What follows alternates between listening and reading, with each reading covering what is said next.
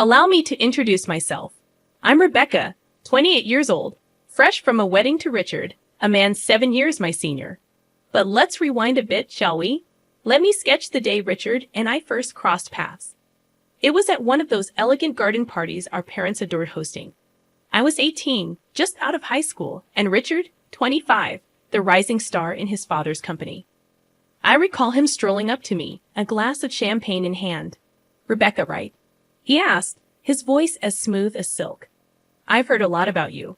I remember blushing, unsure of what to say. "And you're Richard?" "I've heard a lot about you too," I replied. He chuckled, a sound that stirred my heart. Hopefully, all good things. We spent the evening chatting, laughing, and, to my surprise, forming a connection I hadn't anticipated. It was that night our parents, seeing us together, entertained the idea of us tying the knot. It took a few more years, but eventually their plan materialized. Before we exchanged vows, we signed a prenup, a simple arrangement. If one of us strayed, the other could walk away with $3 million. I had no intention of straying, so I signed without hesitation. I remember the day vividly. My dad, a man of few words but a heart as vast as the ocean, looked at me with concern. "Are you sure you're okay with this, Rebecca?" he asked. "Dad, it's fine," I reassured him. "I trust Richard, and he trusts me. This is just a formality." Richard was there too, insisting on signing the paper. "I don't want you to feel cornered, Rebecca," he said, his voice strained. "If you're not comfortable, we can discuss it more."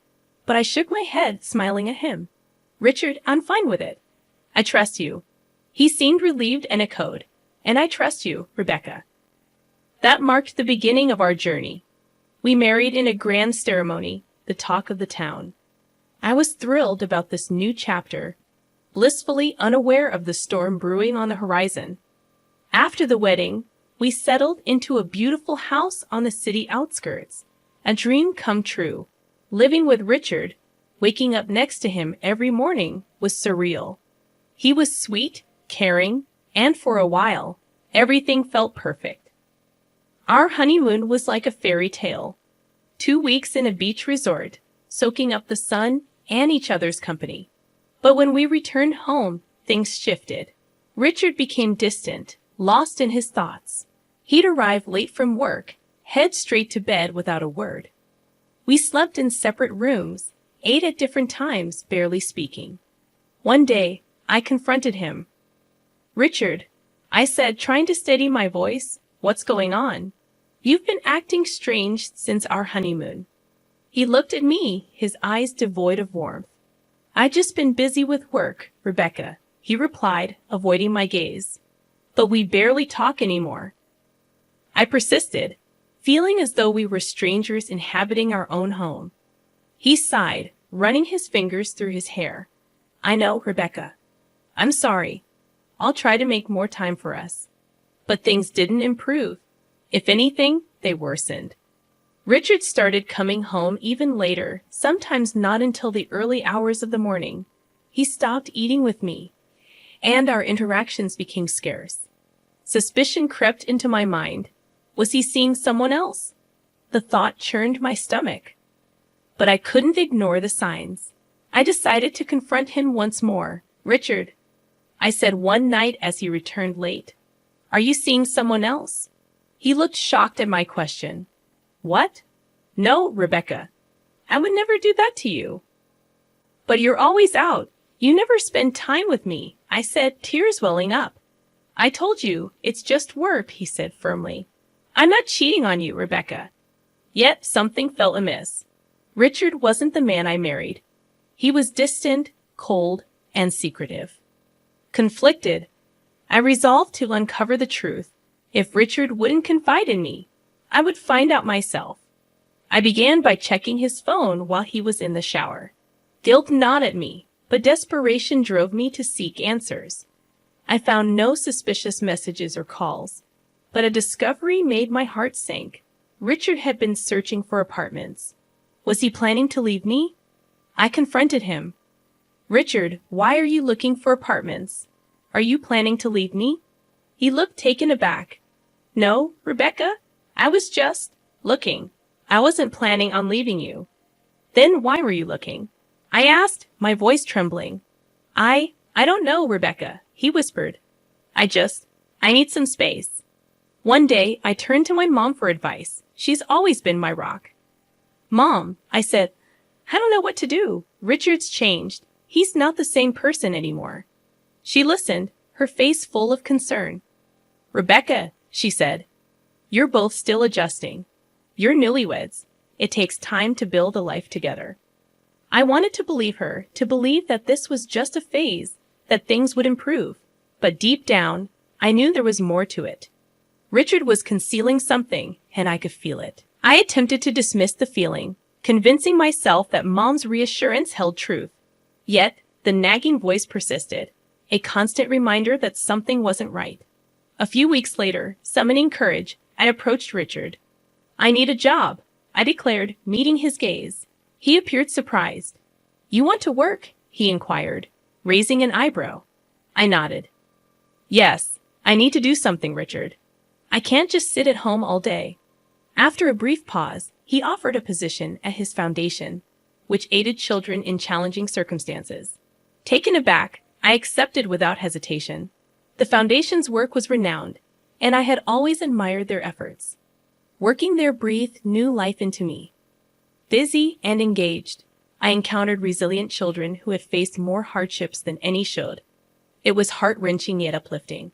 The job provided solace, diverting my mind from home troubles. Though emotionally demanding, it felt meaningful. I believed I was making a difference, finding happiness amidst turmoil. Still, Richard's demeanor remained perplexing. Determined for clarity, I decided to hire a private detective. Doubts besieged me, and peace of mind became imperative. I enlisted Joe, a seasoned ex-cop with a sharp eye and no-nonsense demeanor. Detailing my concerns, I awaited his findings anxiously. I'll do my best, Rebecca, he assured, his expression stoic. But I can't promise anything.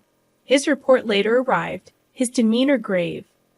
I'm sorry, Rebecca, he said. I couldn't find evidence of your husband's infidelity. Relief mingled with disappointment. If Richard wasn't cheating, what was he concealing?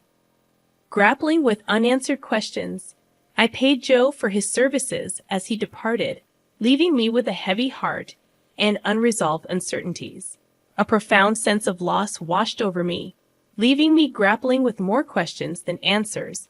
Working at a charity fund, I encountered Daniel, the new addition to our team. Handsome and charming, he possessed qualities that could easily capture anyone's attention. His wit, humor, and striking good looks painted the picture of an ideal man. Yet, beneath the allure, a nagging unease lingered. Daniel's arrival felt too perfect, too convenient. I couldn't shake the thought of Richard and the prenup. Could Daniel be a pawn in Richard's game to ensnare me? Determined to unveil the truth, I rehired Joe, the private detective who had previously investigated Richard. Joe embarked on the task, delving into Daniel's background, connections, and movements.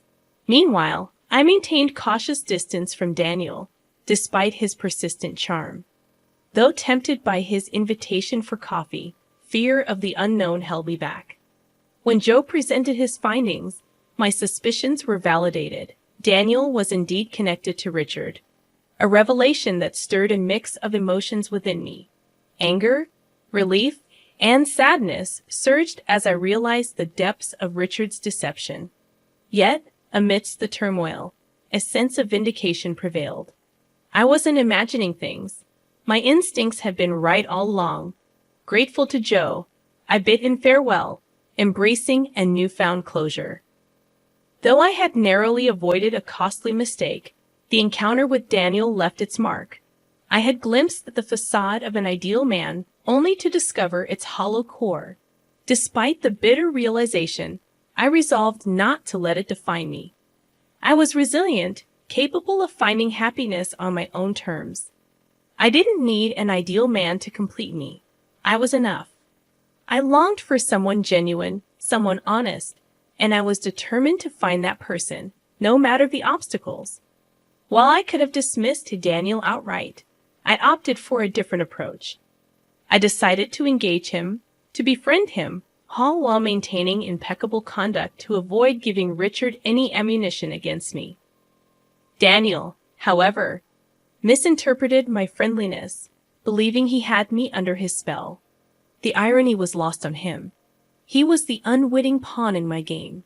Yet I kept my intentions hidden, wary of him running back to Richard.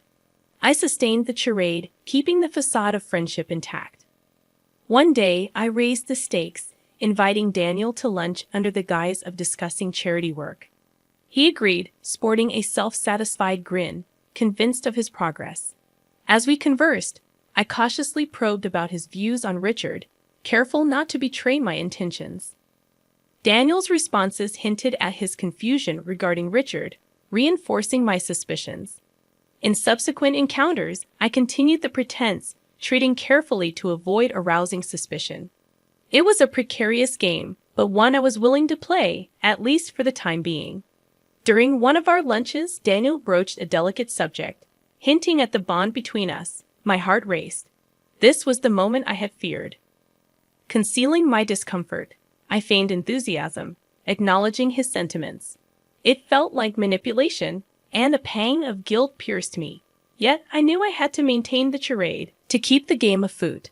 As I affirmed our special connection, I realized the depth of the deception I had woven.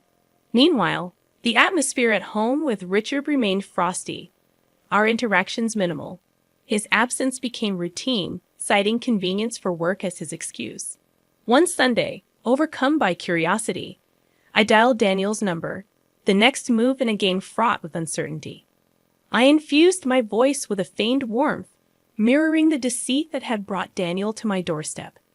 He likely believed I was finally succumbing to his advances, yet he couldn't have been more mistaken.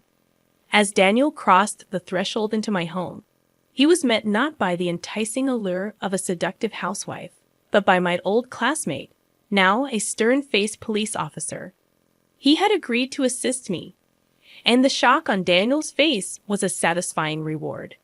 The officer scrutinized Daniel's documents, confirming our suspicions.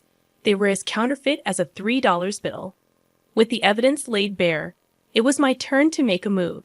I presented Daniel with a choice: remain loyal to Richard and face the consequences of his fraudulent documents, or defect to my side. After a moment of contemplation, he nodded, accepting my offer. Checkmate. Richard.